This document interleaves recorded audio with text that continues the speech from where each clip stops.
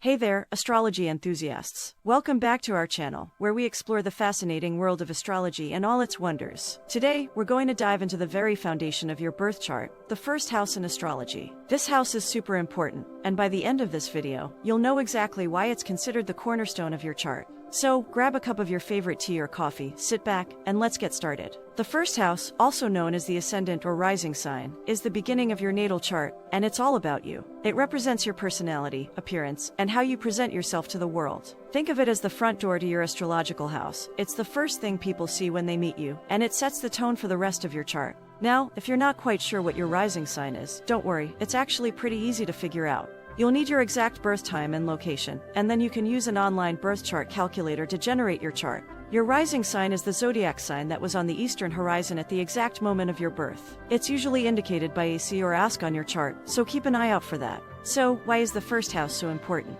Well, it's because it represents your initial approach to life and how you instinctively react to situations. Your rising sign can even influence your physical appearance and the way you dress. People with a Leo rising might have a mane-like hairstyle, while those with a Taurus rising may be drawn to earthy tones and comfortable clothing. It's pretty fascinating how our rising sign can manifest in our lives, right? But wait, there's more. The first house also has a lot to do with your self-image and identity. It can show how you perceive yourself and how you want others to perceive you. Are you a go-getter with an Aries rising, always eager to take charge? Or maybe you're a Pisces rising, with a dreamy and sensitive aura that draws people in. Whatever your rising sign, it plays a crucial role in shaping your identity and how you navigate the world.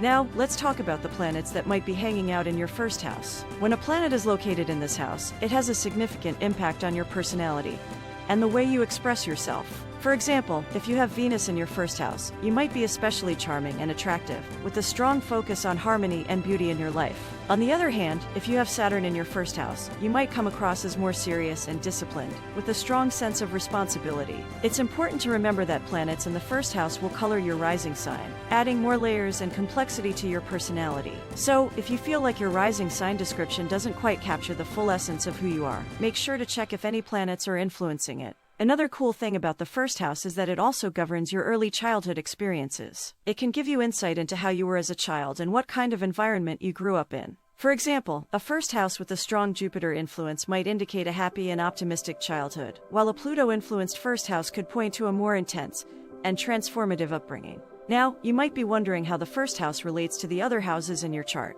Well, it actually sets the stage for the entire chart, as it determines the order of the other houses. Each house represents a different area of life, and the first house is like the starting point for all of them. It's kind of like a domino effect. The way you express yourself and approach life in the first house will influence how you navigate the rest of your chart. For example, if you have a Gemini rising, communication and curiosity will be central themes in your life. This might lead you to explore various interests and connect with diverse people, which can, in turn, affect your career choices, relationships, and other areas of life represented by the other houses. It's all interconnected, and it's one of the reasons why astrology is so amazing. Let's take a moment to discuss how the first house can influence your relationships. Since it represents your initial approach to life, it can also show how you come across to others, especially in the early stages of getting to know someone. If you have a warm and welcoming Sagittarius rising, people might perceive you as open and adventurous. In contrast, a Scorpio rising might give off a more mysterious and intense vibe, which can be equally intriguing.